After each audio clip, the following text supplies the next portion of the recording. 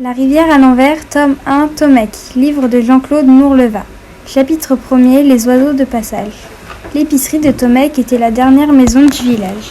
C'était une petite boutique toute simple avec au-dessus de la vitrine l'inscription « Épicerie » peinte en lettres bleues. Quand on poussait la porte, une cloche tintait joyeusement « Ding ding » et Tomek se tenait devant vous, souriant dans son tablier gris d'épicier. C'était un garçon aux yeux rêveurs, assez grand pour son âge, plutôt osseux. Il ne servirait à rien de faire le détail des articles que Tomek vendait dans son épicerie. Un livre entier n'y suffirait pas.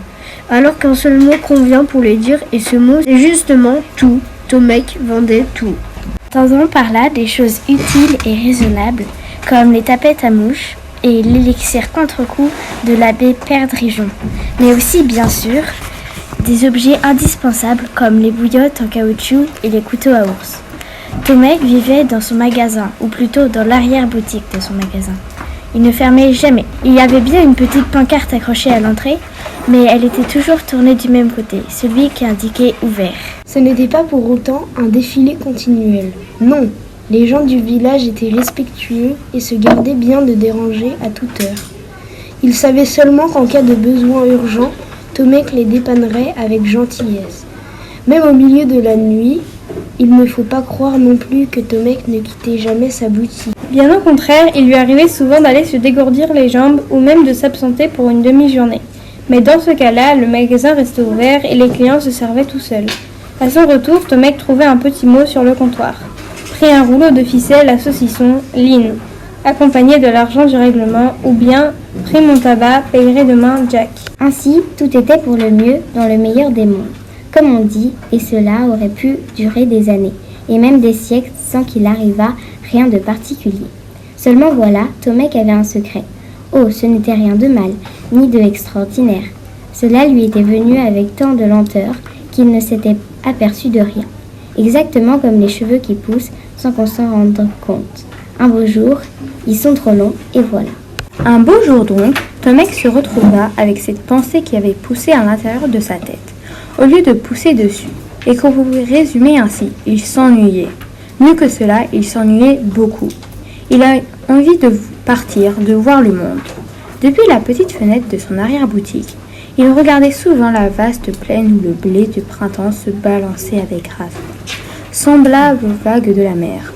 Et seul le ding-ding de la sonnette à la porte de la boutique pouvait l'arracher à sa rêverie.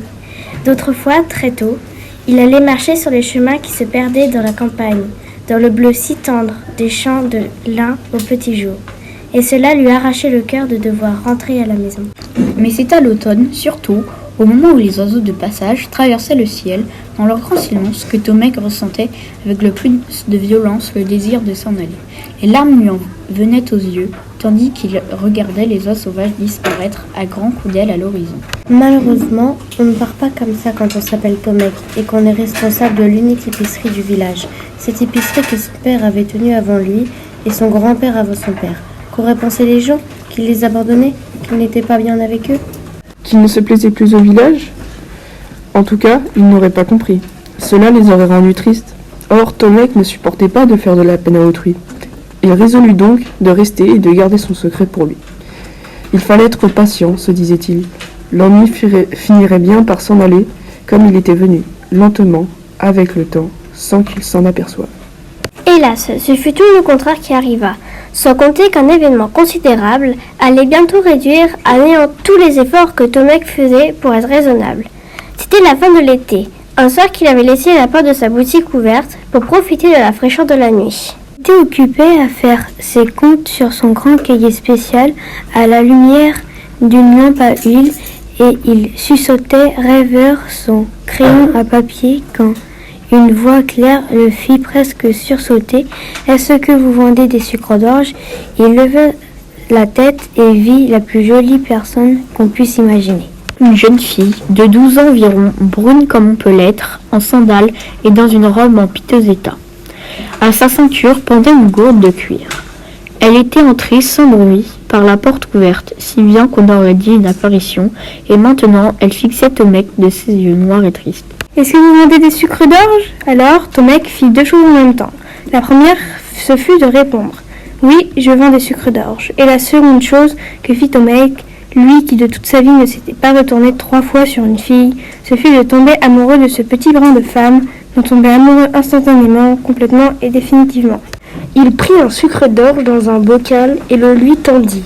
Elle le cacha aussitôt dans une poche de sa robe, mais elle ne semblait pas vouloir s'en aller. Elle restait là, à regarder les rayons et les rangées des petits tiroirs qui occupaient un mur tout entier. « Qu'avez-vous dans tous ces petits tiroirs ?»« J'ai tout, répondit Tomek. Enfin, tout est nécessaire. Des élastiques à chapeau? Oui, bien sûr. Tomek escalada son échelle et ouvrit un tiroir tout en haut. Voilà. Et des cartes à jouer? Il redescendit et ouvrit un autre tiroir. Voilà.